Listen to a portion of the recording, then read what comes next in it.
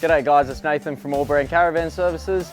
Today I'm just here to talk to you guys about wind-up caravans. Now, it can become a big issue if your roof is actually out of line.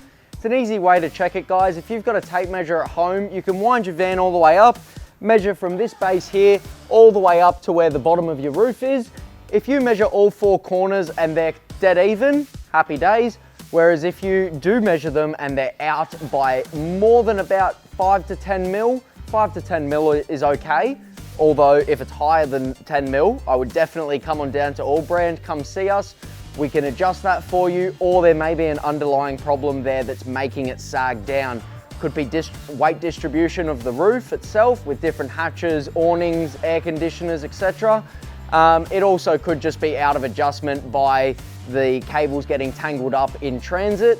And yeah, so if you guys have got any problems with your roof sitting lopsided, anything like that, or it's not winding up and down properly, come on down, we'll have a look for you and we'll see if we can get it sorted for you. Thank you.